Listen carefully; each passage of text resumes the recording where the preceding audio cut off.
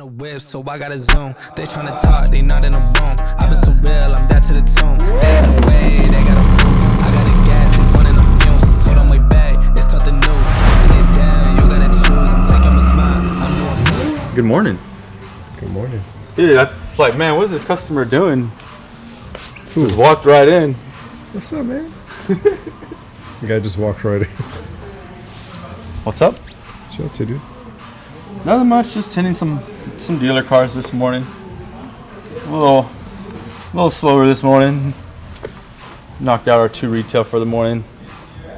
Now we're on to dealership cars for now. How are you doing? Good. That's all. If you're at XDC, you know what this means. What does that mean? Inside joke? It's a side joke. It's an insider. You had to be an XDC to know. They know. Okay. What is that? Insider, brother. Dude, so what is the XDC Insider? It's the XDC Insider. It won't be an insider if everyone else knew. It wouldn't be called an insider. Dude, everybody needs to know this story, man. They should have went. That's crazy. Sign up. I think registration's in November. Yeah. Visit XDC and we'll have our own insider together. What's he doing? These are the wheels for that Lamborghini Huracan Technica. Oh, it is. Yes, sir. Full ceramic coating. Get them fully protected, easy to clean. They'll gave us these new applicators. Makes it so much easier for these wheels because they have that plastic liner in them, so that coating doesn't get wasted. Oh, it doesn't just soak into it? Yeah. Oh, So I can smart. use less now, but still get the same thickness of coating all across the panel.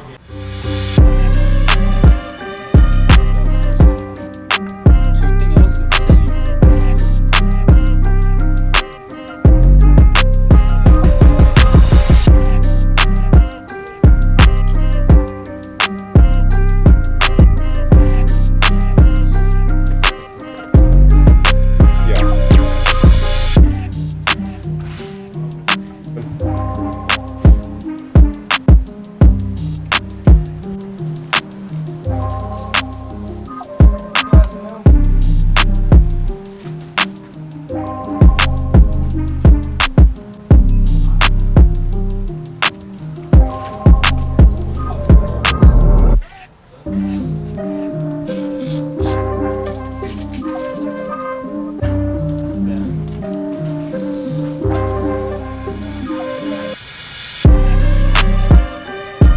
What's going on with you, YouTube world? You guys interacting with the show? Because if you watch it, you gotta interact. You gotta go to the comments and say hello. Tell me what you like. Tell me what you didn't like. Tell me what we should do. Because, sometimes we're like, I don't know what to do. I don't know what to do with my hands. What do we do next week? What do we do this week? So, y'all, let me know what you like. Let me know what you don't like. And we'll probably be having some guests on moving forward in 2025. More guests, more interviews with people that are cool in the community, doing good stuff. And today, I'm going to be on a podcast. So you guys are going to be here for some of that. It's a podcast I'm a little nervous about because I'm always nervous about public type speaking. Even though I'm not in public, I'm still on a podcast where a lot of people view it. So it's like, what am I going to say? What am I going to do? What if I mess up? So pretty excited. 365 driven podcast. It's a top 1% in the business space of podcasts in the world. And I'm pretty excited, but I'm also nervous because I'm not a professional speaker or whatnot. So I just, they want to know about me. So I'll talk about myself. That should be easy, right? And try to give the viewers some value like we do on the show. So y'all stay tuned for that too. It's going to be awesome. Hey, good morning. Good morning. How you doing today? Good. What you guys doing? Just finished up coating those wheels, not running cars.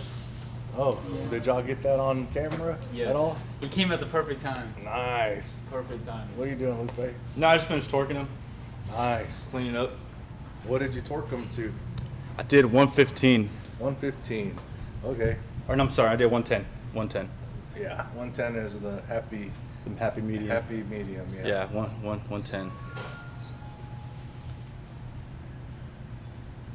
So if you ever want to torque a brand new Huracan Technica wheel, the proper pounds is, I believe the spec is 105, but you can do 110 no problem. You can do 115, but no more than 120. So we did 110. Yeah, so we played it safe.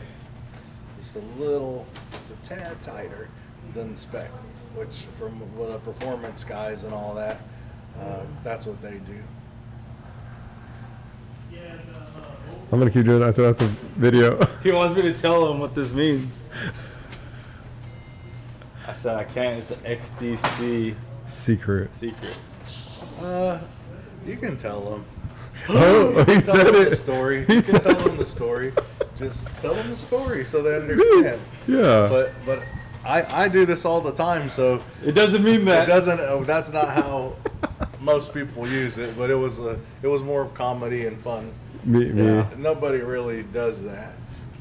Okay. The Okay. guys are just taking it to another level. Just because it's funny. Yeah. It's funny. Tell them what So the happened. story goes, we had a guest speaker, and he was talking to us about his relationship with his son, and how he thought his son was mad at him for the past 9 years, and he didn't know why. But it turns out one day his son told him why. It's because he was ending every text message in a period. He'd be like, "Thank you, period," or "Yes, period." And in today's world, putting a period at the end of a text message means business. That's stern. That's stern. That means He's like, I don't know. that means you're mad. That means that's a statement right there. You know, texting is texting, but when you put a period, there's punctuation. It's official. Like, so anyways, so he thought it'd be wise to switch it up. Instead of putting a period, he decided just to put a thumbs up. And he said he didn't know that that's a bigger than a period. So the whole weekend, everyone at XDC, we were just, Yeah. So that's the inside joke. that's the inside. Yeah, it's an inside joke. Apparently, we talked about this the other week on the last episode. Apparently, you can't use a period with the younger generation, like the 20-year-olds. You know, teen to 20s. You know, they think a period is you're like mad. You know, you're serious. And then So true. It is, right? Like Yeah. when you're texting your girlfriend and she K's you with the period, you know you're in trouble when you get home. Oh yeah. all that's over my head, or I don't know if it's over my head or under my head, but it's definitely something that I don't think about at all. I like to use proper punctuation a lot of time, but also this thing, like, you know, I do this all the time, like even at taekwondo or in sports or whatever. It's like, you know, your kid looks at you, they want positive reinforcement, encouragement. It's like, good job. Like, what am I supposed to do? That's not F you. Like, what do you do now? Y'all mess up everything. I mess with I'll everything. mess up everything. You young people mess up everything. Now everything's offensive. I'm not that young. So I'm like, good job, son. Good job, Anthony. Good job, Lupe. And they're like, why is he telling me to go F myself? What's his problem? Why does Dave come in so mad all the time? Yeah. It's like, you can't win these days. Everybody gets offended by everything. Yeah. What does this mean? That means good now. I don't know. I don't know. Maybe This that- probably means the same thing as this. Yeah, right? They both piss you off. They piss you off equally? You can't do anything. This one's offensive, so you can't do it by its nature. You suck. That's mean. F you, you That's suck. mean. Everything's mean. Where we going, man? Well, we're gonna do a last minute deal since I don't really have any equipment for a podcast or to be on a podcast. We wanted to get our audio and our video quality up. Yeah. So we're gonna run to Best Buy last second and try to get a nice webcam and a mic. That way at least I can have some good quality on the podcast. We've got about 2.5 hours until the podcast. So hopefully in an hour we'll have a mic. So in the early years of the company, were you on the tools? Were you actually installing the film yourself? Yeah, I actually started when I was 15 years old working for another company that my buddy worked at. We really didn't like school, so we were skipping school, doing car stuff and hanging out at pool halls. And my buddy got a job at a window tint place, and I quickly followed. So I didn't like to go to school. I was going to places like this, and I got a job there. I ended up getting a GED. My parents were so upset with me. But you know, You'll never make anything of yourself. yeah, they're so disappointed. But I just started learning how to tint windows, hands-on with the squeegee, and I did that for about 5 years. And I was always trying to do like side jobs, you know, side hustles and stuff like that after work. And finally, I got an opportunity to get a lease and get my own spot. And yeah, I was tinting the windows and talking to the customers and just learning everything from A to Z. Had no idea what I was doing except how to do the work, you know, and that's how it all started. You know, there's two things that I caught in that. One is that you understood that the value is in learning skills. And, you know, I think there's a lot of people out there that want to start a business or maybe just find some kind of a higher earning, you know, career path, but they're not really focusing on the skills and what those values are and what they're willing to earn per hour or salary. And it seems like you had a handle on that even at 14, 15. Yeah, ever since I was young, I always wanted to have like the nicest bike, you know, BMX bike. I'm so competitive and I wanted to be faster and have the nicer thing. So I was always trying to find a way to make a little bit of money because my parents, they're immigrants. They came over here with nothing. And a lot of time they told me, you know, those things aren't for you. Those things aren't for us. And I was like, I don't understand that. I just want it. And so I don't know how I did it, but I think your parents coming over from another country was already like an entrepreneurial spirit, you know, taking risks and things like that for their kids. So it was just, I feel like it was innate. And I was mowing yards as soon as I could push mowers, and I was going to people's doors as a little kid and asking them, can, you know, $20, can I mow your yard? And a lot of people are like, this kid's cute, you know, I'll give him $20. And yeah, so that's basically how it all started. I think that's why you and I have a lot in common over this decade is that we both had that same uprising where we were always willing to go knock those doors. I mean, getting told 97 times out of 100 that you're going to say no, they're just going to tell you no. Then you ask, well, can I rake the leaves? Can I wash your car? Can I walk your dog? I mean, we were really resourceful. And it's funny that you mentioned that. I did the same thing for BMX bikes or video games or skateboards, and it was just, that was the only way I was going to make money. My parents didn't give me money ever, so I had to figure that out. Yeah, I mean, anything I ever wanted, it wasn't the norm. Like, you know, as soon as I could drive, like at 15 with my permit, I'm like, Dad, I want to get a twin turbo Toyota Supra, you know, and he's like, no, you know, like maybe someday if you do good in school, and you know that didn't work out. So, you know, they never really had the money, but parents are usually like, yeah, do something good and we'll figure it out. But right, you know, it never worked out that way, and I always had to figure it out on my own.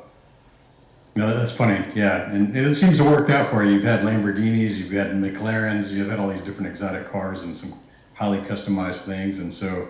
Yeah. There's the fairy tale ending will give the spoiler, like it's done pretty well for you. There's a fallacy that we see out on the internet, especially Instagram nowadays, that people are always talking about scale. I need to scale my business. I need to scale my business. They don't really understand what that means. So what do you think scaling is, and when do you know when to scale? That is a great question, Tony. I was just talking about this probably an hour ago. I mean, it's step by step, you know. I don't feel like you can skip any steps. You'll know when you need to scale. Like I actually got invited to a conference that we go to. Actually, I go to every year, the XPEL dealer conference, which is like our window film and all that stuff that our product we sell. And I was on stage at the conference in front of 800 people, and I didn't know I was going to be on there. But one of the reasons I was up there was because I'm a single location, and there's other people. Everyone wants a bigger shop. Everyone wants to scale. Everybody wants multiple locations. And over this amount of time, I kind of realized I didn't do a good job when I opened multiple businesses. And the reason was I wasn't ready. I never knew how to run one business correctly. I did not maximize my space. I didn't do the best I could have in the one location. I couldn't run it properly. I didn't have processes in place and all this stuff. And then I'm over here opening another business trying to scale because the internet and the Instagram gurus and everybody's teaching you, you got to have all these businesses and all this stuff to get wealthy. But at the end of the day, now you've got, 10x the problems. And you don't even know how to run the first business in the first place. So one of the things I told the people on stage was why I like to have one location is because at my old store, we moved into a bigger location a year ago. After like 22 years in a small place where we were busting out of the seams, like the customers and all the employees were sharing the same restroom. It was so tight. We couldn't move where we were working on cars. And we were working on them like a NASCAR pit crew. We had so many people on one car, and because we didn't have the space to bring in multiple cars. And after this much time, I was like, okay, we're doing a lot more than probably anybody in the small location, and it's time to grow. Now it's time to scale. So we got a bigger place, but we're busting out of the seams, Tony, at our old location. And until you're maximizing every bit of your business, you don't need another business.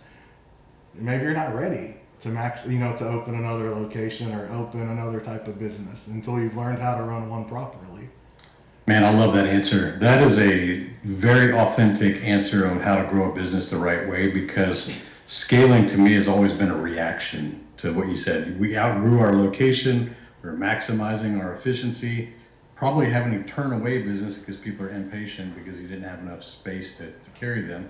And you start to see this trend and you react to it and you go, hey, we need to either hire more employees or get more space or do things more efficiently. And that's what true scaling is. I think too many people understand that the word scale sounds amazing because it sounds like they're going to make more money. But like you said, it created 10x shout out to Cardone, 10x the problems too, right?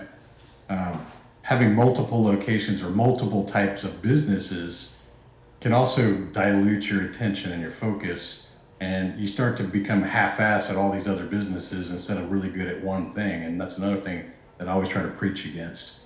I also like that you talked about maximizing the area, the location that you have. If you have a physical services or a manufacturing type business, one of the things that we want to assess is what is the dollar that you're earning per square foot. And when you start looking at the square footage of the facility that you're in and what is the dollar per square foot that you're earning, and your mind should always think about how can I maximize that? I want to make more dollars per square foot, because a lot of companies just have a bunch of wasted space and they're not doing anything with it, and they're trying to talk about wanting to get a bigger facility, but they're not using all the space that they have. And I think that's a great tip that you shared. Yeah, what you also made me think about was, at that conference, we got an award for being the #1 window film dealer in the United States. And we're one location, right? And what I've learned is, there's competition. There's people that you're friends with around the country at this level that you talk to and you learn from. And those guys had that award and they're winning these huge awards and they're big time. And over the years, I'm watching them. I talk to them. We go back and forth, teaching each other what we're better at. And what I notice is, and even here locally, it's a friendly competition. Competition keeps you sharp. And I'm all these guys and businesses, they're starting to split themselves from a business owner to also influencer to also coaching to also multiple locations. And I'm oh yeah, I've been around a long time. I've kind of figured this thing out. Yeah. You guys aren't going to be doing as well because you're too busy with all these things and you can't focus anymore on your bread and butter. And I think that's also how we did get the Window Film Dealer of the Year award, because I just took all my focus and put it all back into one place for several years now, focusing on building my employees, my team, my marketing, just everything we do here. Procedures, policies, all this stuff. And before you knew it, those guys are doing all that. And here we are getting the award that they had, Yeah. Yeah, that goes back to, I believe it was the previous episode of this. I talked about the stupid internet phrase that we hear that, all millionaires have 7 streams of income. Like you see this quote that people, copy paste and share without even really thinking about it. And I dug into depth on that. It's like, yeah, multimillionaires, we do have multiple sources of income, but we created those one at a time.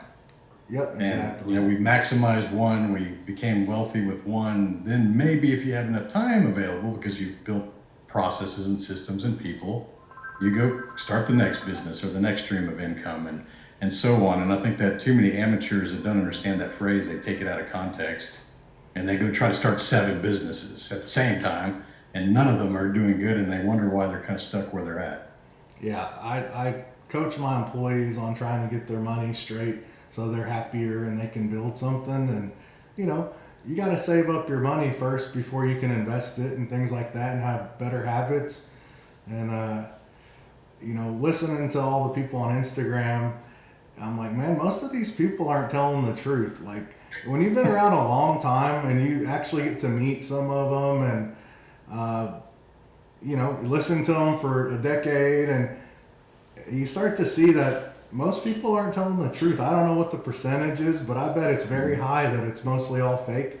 And there's no way to build anything, you have, without doing it one step at a time, and I think a lot of people are missing that by, trying to open 7 businesses to become a millionaire. Like, you got to start somewhere, especially if you don't have anything. Just get good at what you're doing, grow your income, and have more money to save until you can do something with that. Decide to start maybe creating some social media content or some videos. I've been making social media content for as long as I've been on Facebook, probably like 15 plus years. Of course, I would never start the camera up and start walking around and saying, this is what we got. Yeah. And just even show the cars and not even, I couldn't stand to hear my own voice, but eventually it was probably like 2018 or 19. I don't know when it was exactly when you started the 365 driven society. I started doing videos in 17, and society came around 18. And the entrepreneurs was around then. Yeah. So when you started that, I give you a lot of credit there because you started entrepreneurs in society, and knowing you and everything, I jumped in right away, and you started telling people the value of getting on camera. And you started to have challenges and things like that. And I was, at that point where, again, I'm like, we got to do something new. Nobody's doing this in my industry. There are a couple people around the country that have a YouTube channel or that are on the camera, but nobody in my area. And we have 8 million people in this metroplex. So I'm like, you know what? I got to get on camera. And you're like, you guys got to introduce yourselves on camera. And I'll never forget that. I was in Las Vegas by myself at a conference, and I was pushing myself to go to a place like that, even by myself. I had no one that would go with me. And I was in the hotel room at the Mandalay Bay, and I was like, man, I got nothing to do. The conference is over, and I don't get out and do anything and gamble and all this stuff. So I was like, I guess I got to do this. So I was setting up the camera everywhere in the room. I had no idea it was falling down. And finally, I took 10 shots of video, and I was like, I'm David. I do this and this. I'm so and so, and I made an introduction, and you guys uploaded it, and there it was.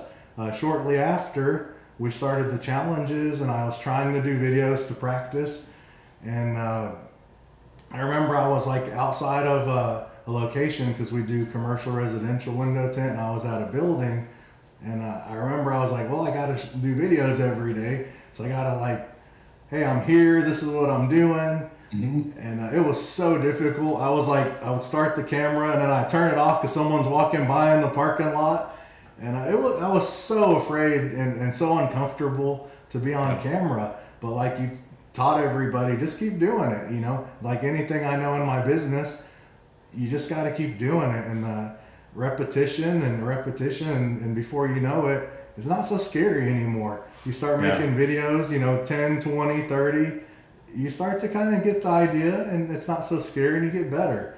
But it's a huge deal to get on video, and here we are, like probably 4 or 5 years after that. I have a YouTube series. I get on video all the time. I'm on the podcast with you. If it wasn't for your business groups and you challenging people, I'd probably never been here on this podcast today. So Yeah, I give good you point. a lot of thanks and credit for that. It's helped me a lot too. Man, I love watching your journey too, because I know how hard it is. It's different. And talking about the video challenges, listeners may not be familiar what we're talking about here, but early in the 365 Driven Society groups, we would do these 1 month video challenges, scaling their business or doing social media, wanting to have some level of success and want to drive the fancy cars that we have. What is some advice that you would give someone? Like I was talking about consistency, be consistent. Keep improving, keep looking for ways to learn. You really can't give up. It's so easy to give up and quit at everything, but for me, it's just been that keep going. Every time I want to quit, and when you're in business, you're going to get knocked down. I think every week you might want to think about selling it, but it's that hitting that rock bottom every week and going, I really like what I do at the end of the day. I have these issues, but I can get better at these issues, and I can get up again and do it again and keep going. And it's not easy. I know, Tony, you coach a lot of entrepreneurs.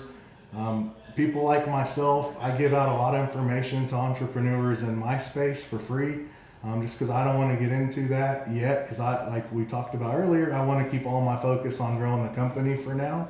But getting someone like Tony, somebody maybe even in your space that has done it for decades, that is actually successful, you have a business that you can go walk into, talk to them, ask them questions, pay them money to teach you, because they will teach you all the mistakes that I made over 20 years that were so costly. They can teach you in a couple hours, and it's priceless. So get a coach if you can.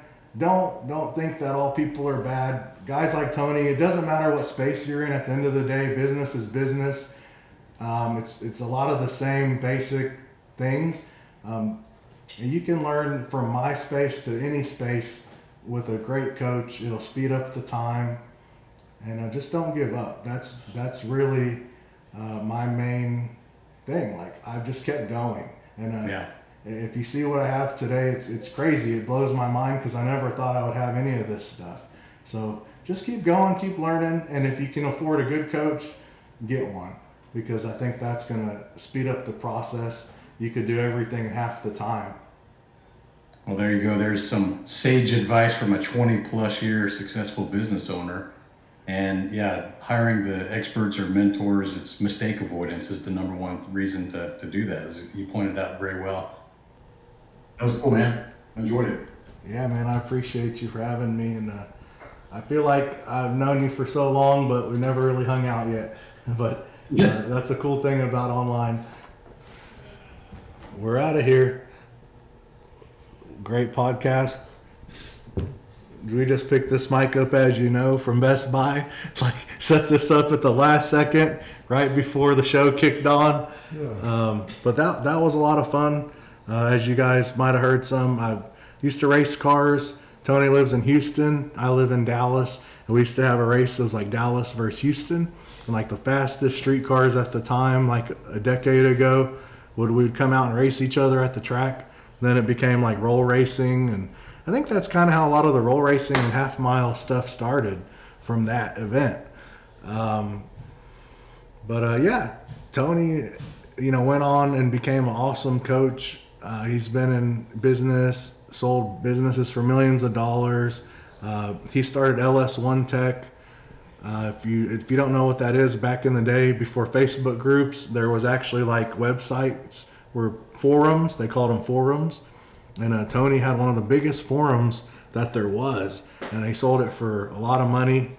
And I've been around that stuff for a long time. That's how I kind of started to get to know Tony in the world of cars. And this podcast is pretty cool. It's one of the biggest podcasts, or the biggest podcast I've ever been on myself. People like the Frisellas have been on it. Andy Frisella, Emily Frisella, Ed Milet, the Hermosis, and all kinds of other amazing people have been on this podcast. So I was a little bit nervous to go on the podcast, but I just wanted to try and be myself and give value from my perspective of what I know. And so I appreciate, Tony. Watch the podcast, follow Tony, subscribe. 365 Driven Podcast with Tony Whatley.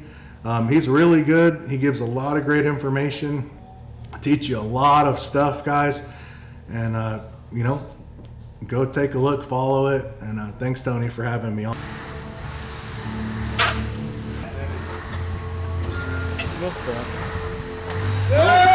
Yo! I've never seen him smile like that. That was cute.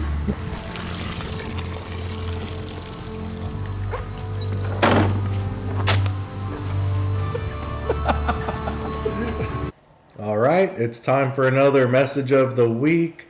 I hope y'all enjoyed today's video, the podcast I was on. I haven't been on a whole lot of podcasts, and I kind of got to watch because it was on a live on Tony Whatley's Facebook page, and the live is still up. So I went back and I looked at it. I knew things were kind of awkward because I haven't done a lot of them. I'm not a pro, but guess what? How do you become a pro? You watch the podcast you're on, you review what you've been doing, and you figure out what could be better, and you improve on it. And that's like everything in life. You only fail if you don't learn. If you're too stubborn to learn, then you fail. But if you didn't do a very good job, or you could have done better, then you learn. And that means you don't fail, you learn, right? So one of the things I noticed on the podcast that I was on is that Tony's got like this nice straight setup, and he looks like he's talking straight. I was kind of like looking this way, and the angle is kind of weird. Tony's a pro, so I'm looking at Tony, I'm looking at me, I'm like, dang, that's not good. I need to fix that. Next time that can't happen again, right? Just like here, how I'm just straight on. I'm looking straight at you. Well, on the podcast, I was like kind of crooked. Then I noticed, because I was crooked, I didn't know where to look. My eyes were kind of going everywhere. And that was really strange. Now, you guys may watch it and you don't think anything about it because I'm me, and I'm hard on myself. And just like all of us, we're self-conscious. And there was a few things, like during the podcast when I was speaking about a subject, I would talk about the bad, and I'd forget to talk about the good of the subject. And I always want to end on a positive note, but because I'm still new to it and I'm kind of on the spot, I was like, what do I say now in my head? Or what was the question? And I would forget how to finish the line or what I was talking about. And now at the end of the day, you guys probably won't notice any of that because a lot of the viewers don't know me and whatnot, and they're just getting to know me and my value and what I bring, to the questions and how I answer them. But I noticed a lot of stuff. And another thing that CG, Christian, that was recording for the Day in the Life, who, you'll see the podcast that I was on and how I was doing it because he recorded here. He said that I need to get better at asking questions back. And he keeps telling me that week to week because I'm so introverted and so awkward sometimes in conversation that I don't know how to ask questions and get people talking back about themselves. But it would have been nice, when he asked me about cars, I would have told him what my favorite car was, and then ask him well, I know you're into cars and you have a lot of cars. What's your favorite car? Instead, a whole awesome conversation got missed because I'm awkward with, talking to people, and I force myself to get on and do this. So again, I've got 4 or 5 points. I'm going to watch that podcast, and I'm going to take all the points I can, and I'm going to try to get better and improve on the next one. And that's how we grow. That's how we get good at anything. Anything we start, we suck. So when you guys watch my podcast, you're going to see I'm not that good. Watch some other people who do them all the time. They're awesome. They can speak, give you all this great knowledge and info and look perfect and everything's nice in their podcast room and their background is amazing. But not just that, they know how to talk to y'all and speak and give you a lot of value. And I'm like so at it, right? I have a lot to learn. So that's everything in life, like I keep saying, no matter what you do, if you're trying to learn to tint, paint protection film, run a business, learn how to communicate better, you're going to suck at it. You know, it's going to take a lot of time. But every time you suck at it, realize, figure out what you sucked at, and then learn how to do it better next time. So I hope you like my message. Like, subscribe, ring the bell, and we'll see you next time.